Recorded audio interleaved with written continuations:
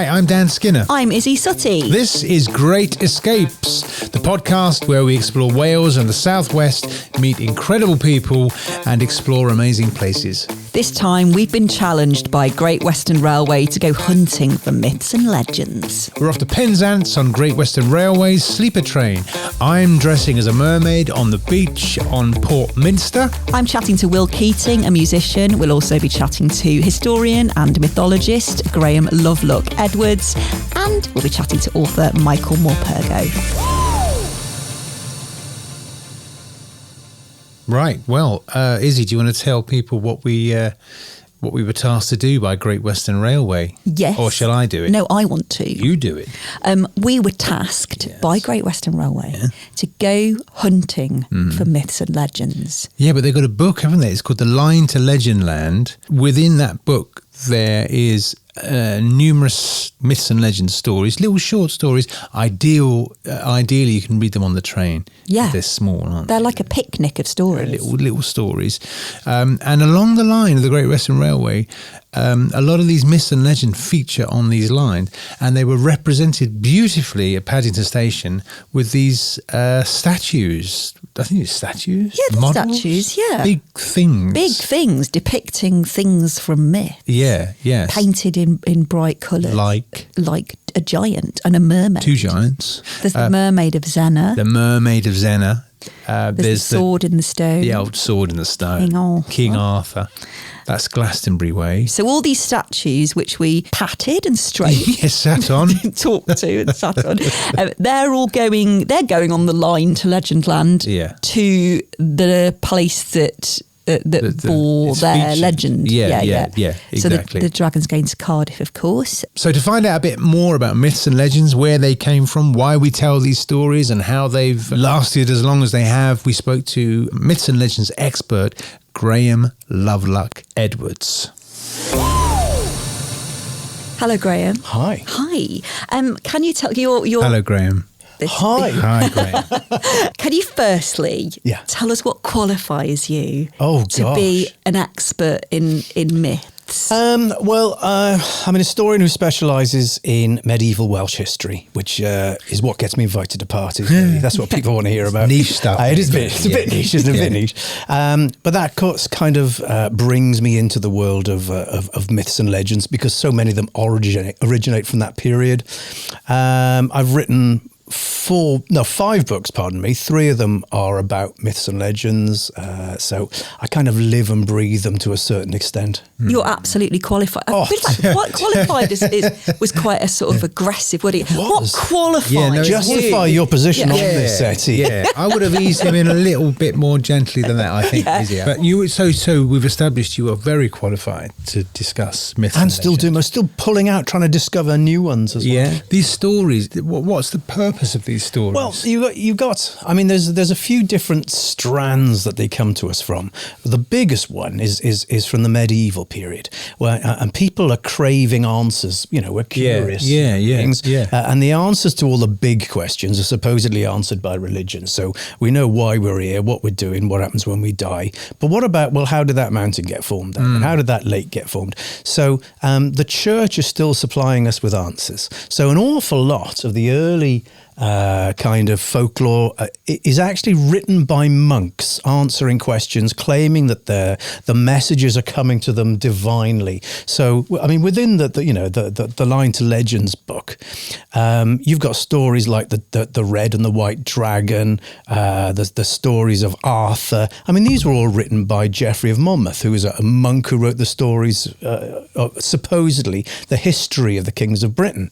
So that's what I know. And when you read all it, come through his So yes, he was just a vessel. Divine, monks don't do much. I mean, they have a lot of time to think, don't they? Exactly. So they were. So that's where an awful lot of these stories originate from. And then you've got a second rich vein, and that's in the Victorian period, because you have the birth of this Victorian Gothic revival. And even though that's generally associated with architecture, it was an artistic movement. And around about 1838, Lady Charlotte Guest had the Mabinogion translated into English. What's the Mabinogion? It's a book that bards would carry around with them in the 13th century. And it was just basically, now that's what I call legends. So it's all of the really brilliant stories about Arthur and the great heroic and romantic stories. And they would take this wherever they would be performing. They would recast the local aristocrat in a very chivalrous role, and that would get them a lot of patronage. So when she translated that into English, it set the world on fire because a lot of medieval literature had sort of, apart from Arthur, which had endured, but a lot of medieval literature had just kind of fizzled out. People had forgotten about it. And when this book is suddenly available with all these colourful characters and these wizards and sorcerers and dragons and serpents, people can't get enough of it. And it then brings about a whole new raft of people capturing these, or creating, we don't know, these new stories. So again, a lot of the stories in this book are from that period, from that resurgence. So we've been challenged by GWR to actually go in search of myths rather than just sitting in this very comfy studio and talking to you about them. So do you think it's worth going on a hunt for a myth, going to the actual place where it was born? Absolutely, because they are anchored to a place. And it's only when you go to that place that you can fully appreciate the story. And certain places have a certain mystique of their own anyway. You know, you go to Glastonbury or St. David's in Pembrokeshire and you just sort of look out and you just sort of, you know, it tingles your soul because I can see why this was so important to generations of different peoples. You know, it's just something about it. So you have to go to those places, and you go to Glastonbury and you read Robert de Boron's poem about Joseph of Arimathea, or read Gerald of Wales's account of finding Arthur in the abbey. It makes your hair stand on the back of the end when you're actually physically there. Yeah. And actually, you said we like to talk about the weather. It's true, and the weather's often featured in these stories. You know, a lot of the stories in this book, you can actually picture being there and feeling cold and feeling, you know. It adds to the atmosphere, doesn't it? Yeah. Very good. Well, from one mythical legend to another, Dan and I went to Paddington Station and spoke to a key contributor and champion of the Line to Legend land, Michael Morpurgo. So, Michael, you've written the introduction to and contributed a story to this book, The Line to Legend land.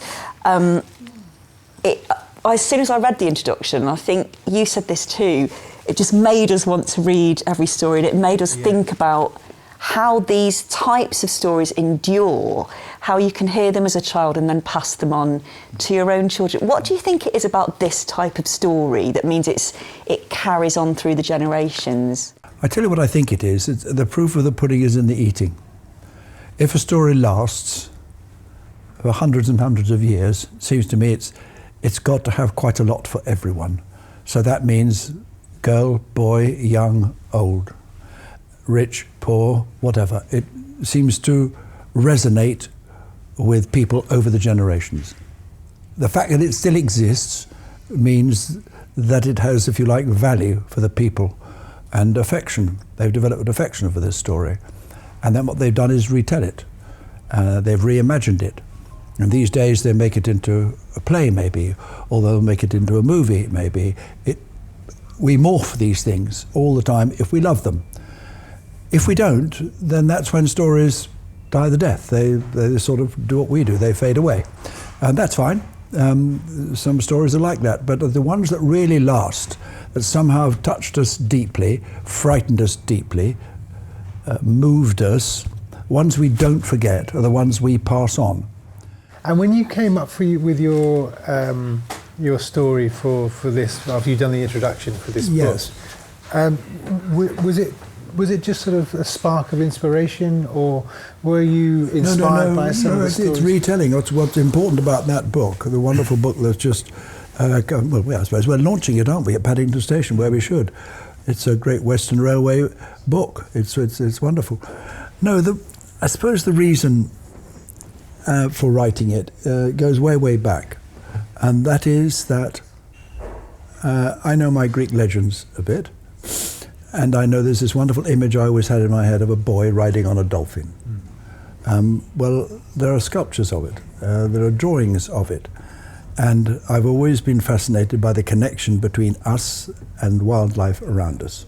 And I myself really felt I need to find an old story, one that it is traditional, if you like, that has been told in many lands, whether it's Cornwall or it's in Greece, it doesn't matter, nor does it matter when. So tell the story. So we've seen all the statues that have been unveiled, and they're going to inspire us soon to go off on a journey to find the Mermaid of Zennor or Zennor? Zennor. Talking about nature and wildlife has made me think about how the Southwest resonates in these stories. Yeah. Do you think it lends a particular flavour as a setting? I think the sea is this door for other people to come in and us to leave. So it's an interesting place, a place of great influence coming in, and people who want to go out and explore the world. So there's all that there, and Cornwall and Devon are full of these stories of adventurous people or the people who stay. No, but what you must do is to go, if you go to Zennor itself and you go into the church, one of the there's a carving at the end of one of the pews, really ancient carving of the Mermaid of Zennor. The Mermaid, which is a story from here. It's been there and be there all these years, and you can follow the geography of the tale. You follow the same path down to the sea. It's wonderful, and there are pools there where you can swim. And anyway, everywhere we go in this show, we wish we had another week there. Yeah, exactly. It's so rich with all sorts of stuff. We really do. Yeah. Michael was absolutely great. He's a purist, isn't he? A writing purist. I mean, and he clearly loves it. Absolutely, he's so enthusiastic. He's so enthusiastic, and he'd done some stuff with a young child earlier, telling her stories and and you could see like the joy, in the things that they'd done together, talking about the stories, and it was lovely. I felt like he has this real kind of engagement with what drives people to tell stories. But Graham was the same. He was like he had just that passion and enthusiasm about why, like you said, like why people tell these stories and how they pass down and how they've been changed and how important they are to us. And I think storytelling, myths, legends, storytelling seems to be far more important to us than we knew.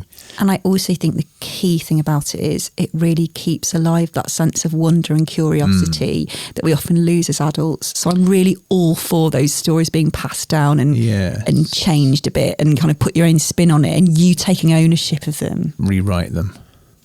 I'm start rewriting some of these stories. Well, you're going to say, I thought of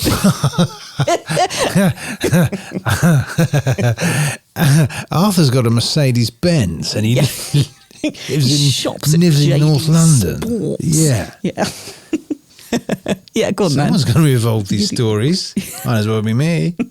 Well, we spoke to Michael in the first class lounge, which is, of course, next to platform 1. More important than platform 13 and a half. Oh, yeah. Yes, absolutely. Platform 1 is where the blimmin' sleeper pulls into. Yeah, and just a few hours later, we boarded the sleeper and had slept on a train for the first time. For me, anyway. Not for you, because you've been on the Caledonian. I've been on the Caledonian, but I'd never been May have mentioned that Riviera. once or twice. Did I? Yeah, just a couple of times. Yeah.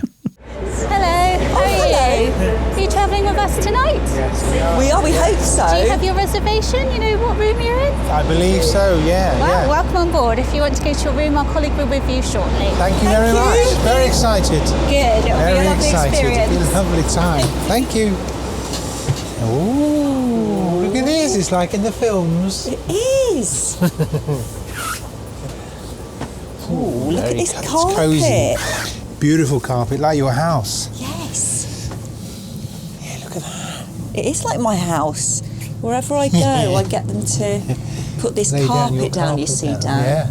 descend it ahead. They're very cosy, aren't they, these places? Very. I'm going to look forward to this. Oh, I am. I really am. Have you ever done this before? No? Well, yes, but not on this kind of train. I've done it on a different train from Scotland. You've done it on the Caledonian. Not allowed to say that. She's done it on a different train. Yeah. So let's test the mattress. I'm a bit concerned. They About are quite your length. narrow. What about your height? Yeah, but also my width. But be fine. So you'd never slept on a train before? No, well, not even I'd on a slept on the seat? train, but I'd like, kind of in a but sort of nodding quite, off. upright, Yeah. in a chair. But no, not in my own cabin. Yeah, I Berth. love that. As they call it, a berth. A berth. B-E-R-T-H. Did you have that a moment? I went in and I was like so excited. Yeah. It reminds me of like going on brownie camp or something. Yes, you open the door and you look at those. It looks beautiful. It looks like an extremely cozy. Like it looks like a cozy little cabin. It's really, and these little lights in the roof. Little sort of downlighted, tiny little things. It's got its own sink in there. And the sink doesn't look like a sink. No, it's like you have to Narnia. It's like open it's it a up. bin, and then you lift the top up, and it's actually a sink and a bin. And we had lovely. Was it Judith? Her name? How was it, I Judith? think it was Judith. Yeah, It Judith. feels like Judith would be like a good name for her, but I think don't it was feel like- Judith. Was it Judith? I Yeah. can picture her. Our host. Yeah, who- she was absolutely great, wasn't lovely. she? And she honestly made such a difference because she brought us our breakfast. I know. It's quite early. She Get us took our knock at the breakfast door. order. Yeah. I'll come for you. I'll knock on the door, and then I'll present you with your breakfast. And then when you finish your breakfast, she comes back and she you give it back to her. Very charming, very welcoming. Yeah, I was worried about sleeping on a train at night, but actually it was fine. Yeah. Well, it's the excitement as well, isn't it, of knowing you're going to wake up somewhere else. I Yeah. think that helps. It's like the night before Christmas where you think, well, the quicker I go to sleep, I'll wake up. open all my presents. And We yeah. had a nice drink in the bar as well. We have a lovely drink in the bar. The bar doesn't close. No, I know. I asked it, Judith, sorry, Judith, if that isn't your name, but we've decided that it is because it I think suits it you. is, I asked her what time, if the bar closed, and she said it didn't close, but that Jason had a break between like 3:30 and 4 a.m. It's good.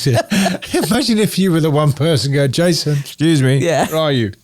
Come on, back. Jason, I want a hot back. chocolate. Jason, now. Whiskey. So we drew into Penzance. At 7:50? 7:55. 7:55, yeah. And St Michael's Mount poked its weary head over the fog. Well, Did you see? I didn't see it because I think it was too foggy. It was very foggy, but we knew it was there. Yeah, we knew it was behind the fog. But what better setting to kick off our adventure about myths and legends than a foggy arrival into Penzance? Well, we got to Penzance and then we got a quick ride up to St Ives, which A mere is where we needed stone's to be. Is it a stone's throw away? No. I don't know if I could throw a stone quite that far, but it's close. Yeah, It's close. But the reason we were in St Ives Is because we were trying to find out about the Mermaid of Zennor. Zennor. Yeah. Mermaid of Zennor is a story that is in the Line to Legend handbook, and it's about a mermaid who bewitches a local man, Member of the young man, congregation. a member of the congregation in a church. Yeah. And he ends up following her to sea. As the sea appears so often in myths, and it's a really big part of St Ives, isn't it? You feel like the whole town's commerce is really built around the sea. Sensational beaches. Yeah, good. Well, you know that better than me. I do. Well, and there's no easy way to say this, but I met a mermaid. We're here in St Ives with Mischief the mermaid. how to grow their tails, and that's what I'm going to do today. I'm going to try and grow my tail and swim out into the, where are we? The Atlantic?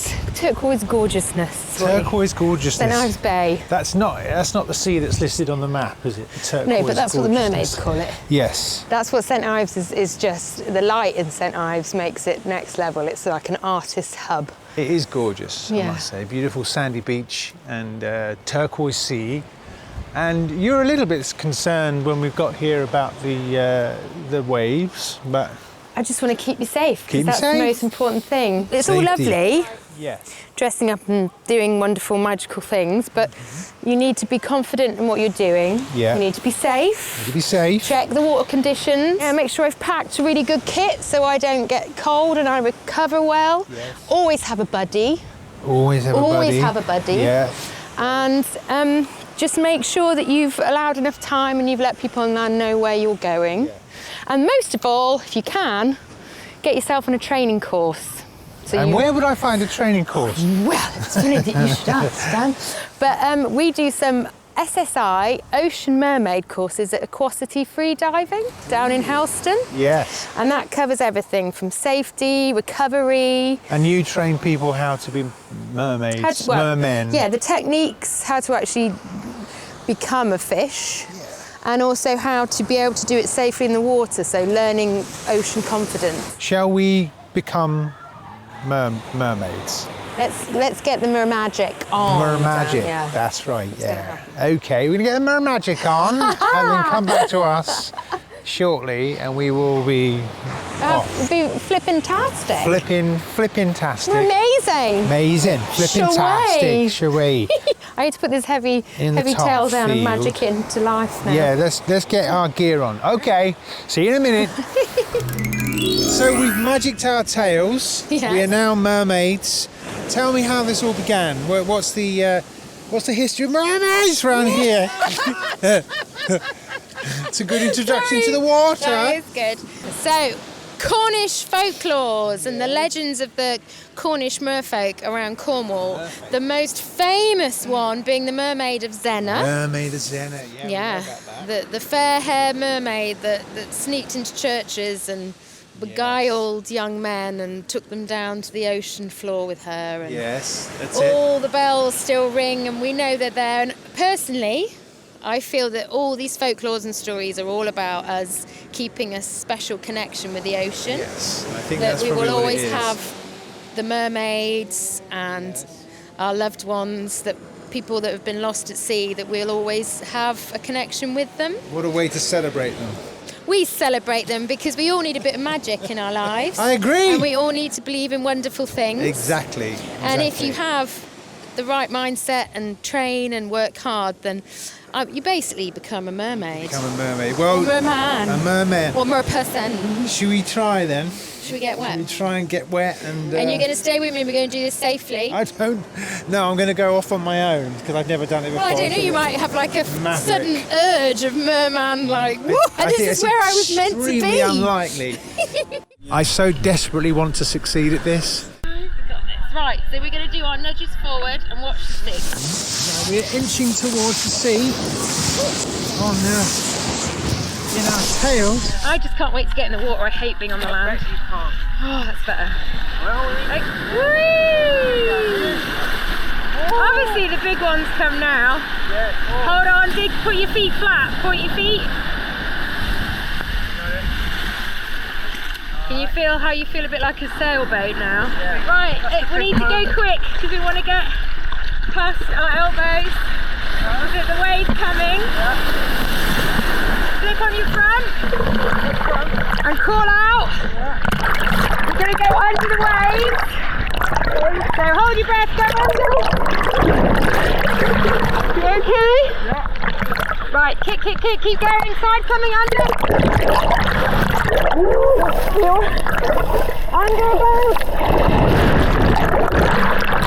Right, kick.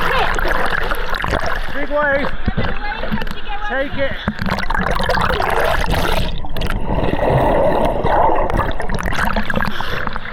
Yes! That was amazing! I'm very, very proud of myself, I'll be honest with you.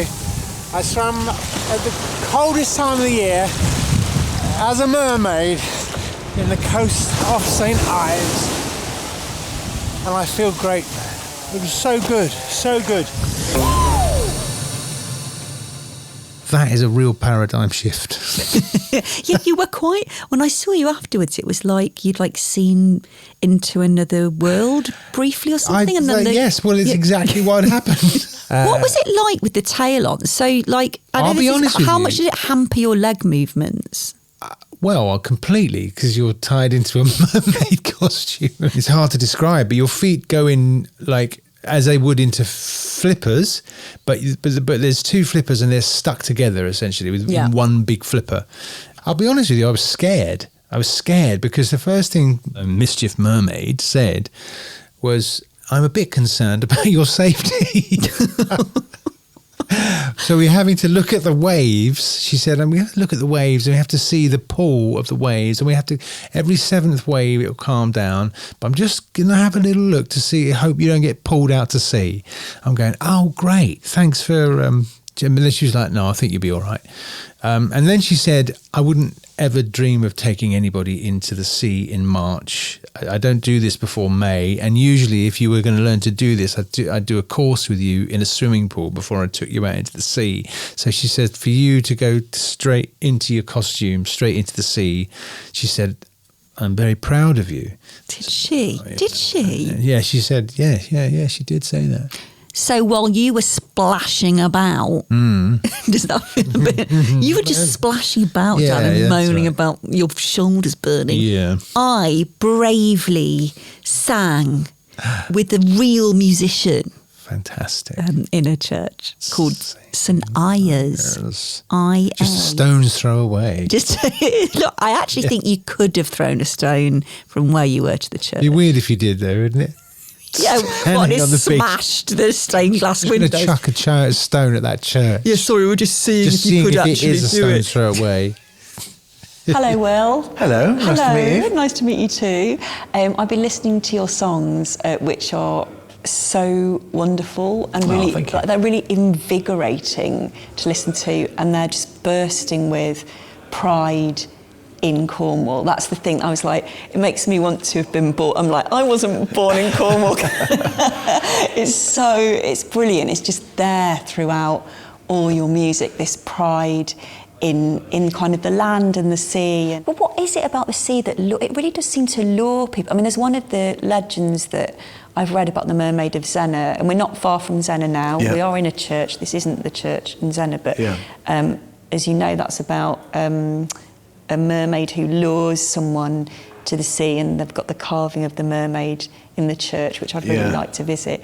But it does feel like the sea's got this magnetic pull for people, doesn't it? I think sometimes you need to be connected with nature, and it takes 1 second from walking into the sea and getting in the sea for you to be at one with nature. So I think it just gives a bit of a reality check. You realise that you're just this one little speck in this massive thing that's happening. And also, we're all connected by the sea. You know, we've been sailing since the 1500s, 1200s. Trade has always come from Cornwall through the sea. So the world is connected through the ocean, and always has been, which I find quite fascinating. But going back to the Mermaid of Zennor, that's a story that every person in Cornwall knows of. Yeah. And it's an enchanting story. I remember I was sat on a cliff top down in West Cornwall, not far from Zennor, and I was chatting to a songwriter called Harry Glasson, who's a good friend of mine, and he was saying, "Oh, you can just imagine that, you know, on a still day when it's foggy." There'd be, you know, delirious sailors, because the sailors were, in the past, were not fed very well. They didn't get much sleep. They were soaking wet. They were riddled with illness. A lot of them used to hallucinate. And you can imagine a young maid up on the rocks singing an enchanting song to try and beckon these ships close to shore so they could be wrecked, so that the locals could get the cargo off the shore and feed the village, or sell the brandy, which is a sort of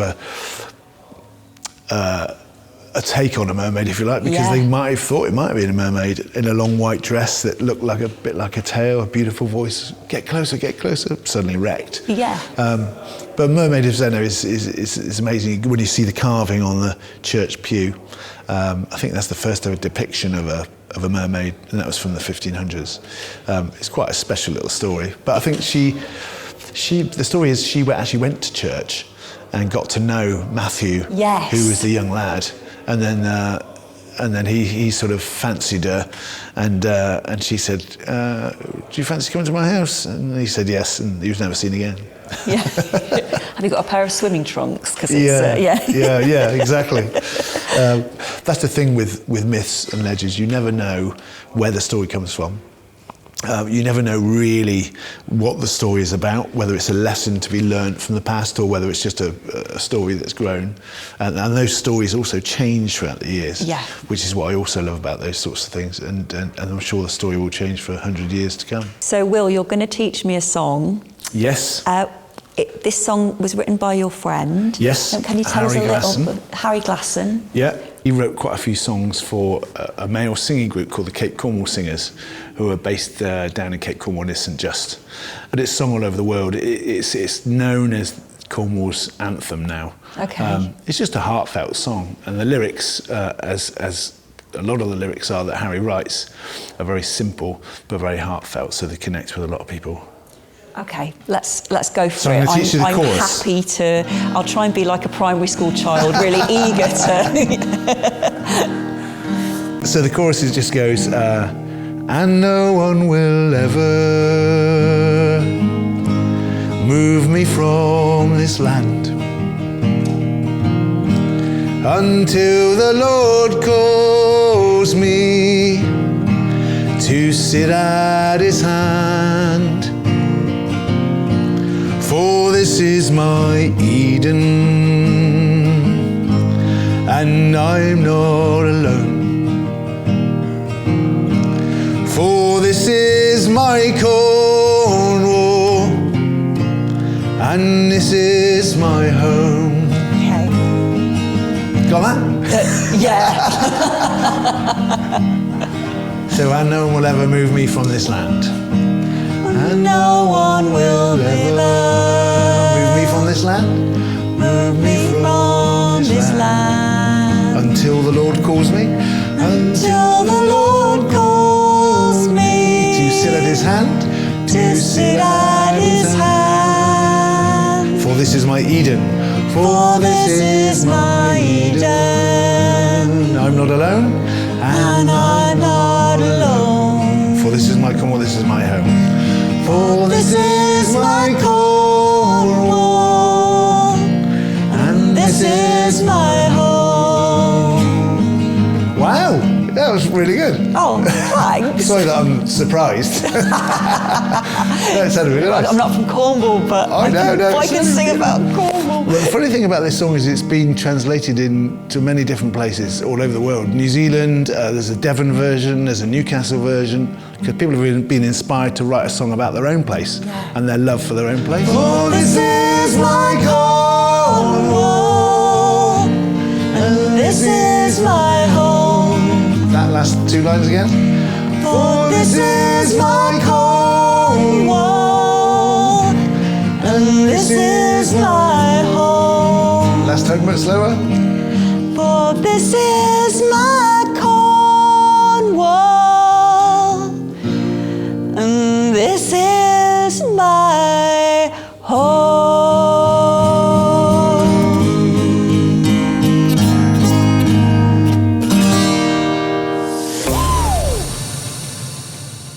I said this to you, and I stand by it. Brother of Ronan. He's like the Cornish you.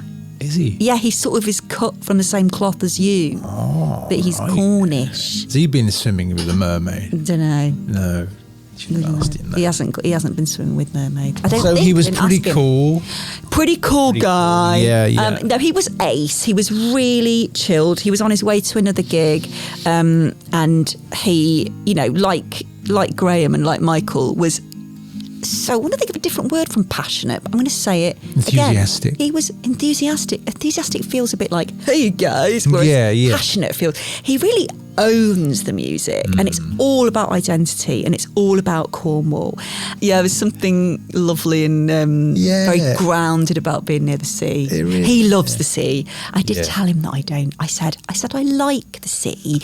I said I like the sea when it's nice and warm. I think, and he said he loved it when it was really cold. You would enjoy the sea a bit more. I think you would. Maybe. I think because when I was telling you about all these ladies that I've met now that go Ladies. swimming in the sea. Because I swim with ladies. No, I in the know sea. it's true. You have only swum with ladies on Yeah, I've this only podcast. swum with ladies in the sea, and they're all energetic and focused, Yeah. lovely ladies.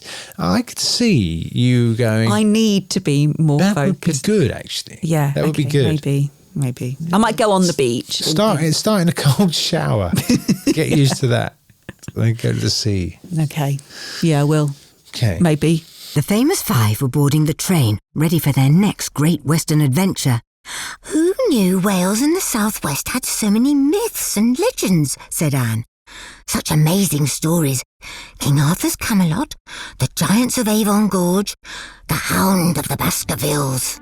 Oh, I do like listening to a good tale, said George excitedly. You're good at telling tales too, teased Dick. Great Western Railway. Legendary adventures start here. So we're done in St Ives. I would just like to give a little shout out to the coffee shop in the church next to the organ pipes, who were very lovely about us recording that, and also maybe an excellent flat white. Fantastic. Yeah, and I would like to give a shout out to the Bay Space, who put us up all day with all our kit and equipment and let me use a shower.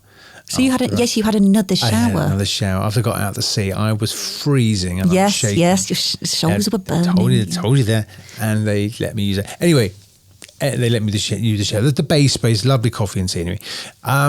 And then we got a short connecting train and got our main train back to London, where we dined in the Pullman. The Pullman. Yeah. This is a relatively new experience for us, isn't it? Yes. We didn't really know what it meant. No, I before we didn't started know this what the podcast. Pullman meant. Everyone's saying, got to go on the Pullman. And we're like, oh. I thought it was a type of train. I was like, Yes, I thought it was Yeah. a type of train as well. well, is it a type of train? It's a sensational type of train is what it is. It's the dining cart. Okay, I'm going to have the salmon to start. What are you going to have for your main? Oh, for my main, I'm going to have the hake, the seed-crusted poached hake. Well, I've got a seed-crusted surprise for you. We're cooking it ourselves. In the kitchen. In the kitchen. Oh, should we go? Yeah, let's go. Lead the way. Macquarie, Macduff. It can be one of two ways. I'm going to try this way. We are here on the Pullman in the kitchen, the engine room, not really the engine room, with Riaz, the chef. Hello. So you cook here for how many people? On an average, around 15 to 20 people every session. That's lunch, around 15 to 20 people. Again, dinner to 20 to 22. The question everybody wants to know, I think, is what's it like cooking at 125 miles an hour? Oh, it's a nice topsy-turvy ride. Do you have to just kind of move quickly if the train's moving around? Yeah, we got to move around. We got to manage the balance. Is that part of the, when you have the job interview, they get you to do that? Eventually, we get used to it. Yeah. What's the most popular dish that people order? Is there something that... The steaks are lovely. One of the best steak we've got, and from the best supplier in United Kingdom. Right, okay, so I'm having the coconut soup to start, and you're having the hake to follow. Yes. And so we wondered, Riaz, if you could show us, or we could make our own food. Let's do the starter first. Ladies Okay, first. yeah. Ladies first. There you go. What I would want you to do is plate the salmon, strips. Okay, 3 strips. just pick it up. Yeah. You're wearing a glove, so don't have to worry. Okay. I'm going to try and arrange it how I think a professional would arrange it. Yeah. Appearance is very important, isn't it? Yeah. Right. Okay. There you go. There's some turnip, pickled turnips. Now, how well am I doing so far? Would you serve this to that's a real perfectly customer? Fine. That's perfectly fine. What's that going on the plate there? Potatoes? That's turnips. Right? Yeah. And what I would want you to do is that's leek, and Yeah. that's onion. And is there any place Put it I on the should... top. On the top? On the top, yeah. Now, Riaz, would you still give this to a customer? Tell me the truth. The beetroot garnish is slightly messed up, but it's fine. Since you're having it, it's all right. It's for me. It's okay. I could say that it's a work of art. That's your starter ready. Thank you. Do you talk to yourself when you know, like, oh, come on, Riaz, nearly finished. I do plan my work, so I do sometimes talk to myself what I need to do just to remind me. You have to be quite organised in here. You've got to be quite organized. Do you like it when the menu changes? Is that a little bit, oh? Yeah, the menu, that's the most exciting part of my job when I involve myself in menu development. And then when the menu changes, does someone have to show you how to do it, put it all together, or do you know? No, we go to a workshop where we discuss with the development chefs, with other chefs as well. A couple of chefs we go and we plan out the menu, seasonal menu. And then once it's done, the costing and everything is done as well. And eventually we come out with the menu. So it's a group team effort. And do you get to give feedback on the menu and ideas? And that's really cool. That's what we go for the development workshop. Because not everything can work on the train. No, it's a limited area, and once we are out of the platform, that's whatever resources we have to produce what we've got. Very imperative that we plan our menu 100% right. So everything is just everything. set. Everything has to be set. No room for error. That makes sense. Unlike a conventional restaurant, if there's a problem, they can sort it out. We cannot on the train. You're stuck. Especially if you have these customers who come every week. Exactly. And they want the same thing. And they know their menus. They know their menus. Yes, I heard. Oh, thank you very much. Look at this. Thank you. Look at this. So we have got the food in front of us that we just prepared ourselves. The fruits of our labour. The fruits of our labour. So we must try it. We must. This is absolutely that's quite spicy. Is it? Can you take it? Why? That's much spicier than I thought it was going to be. Blimey. It's nice though. Very, very nice, in fact.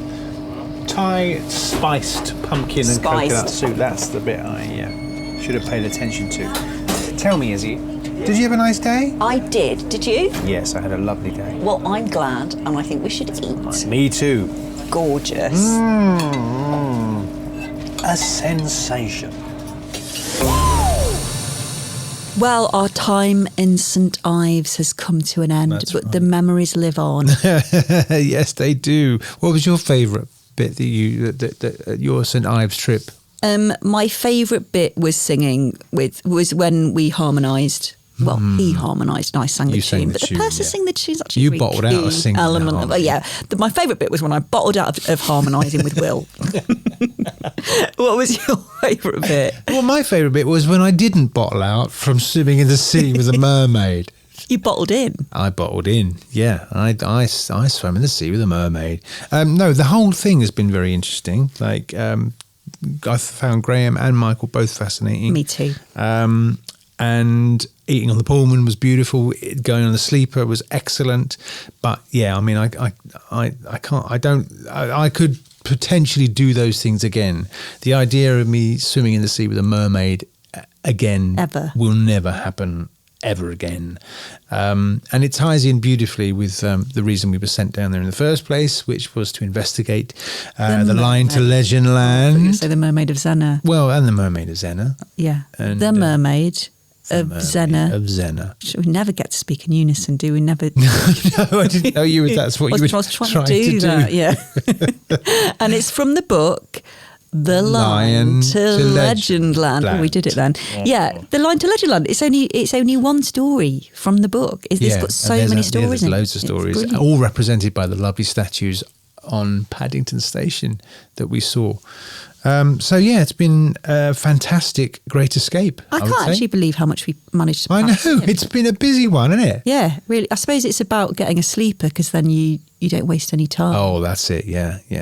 Very good. Well done, Dan. Well done. I hope your shoulders are better. No, my shoulders are fine. In fact, they're better than ever because it's been in the cold and I'm full of energy and I feel absolutely fantastic, as must you do, singing harmonies with Will in the church. Singing the tune while a man sings harmonies. Your soul must be full. Elevated. Yeah. Elevated.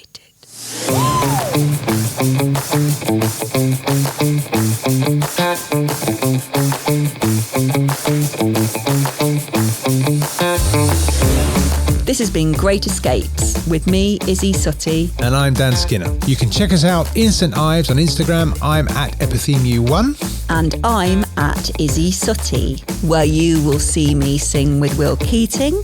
and you will see me swim with Mischief Mermaid. Brand new book, The Line to Legend Land, is out now.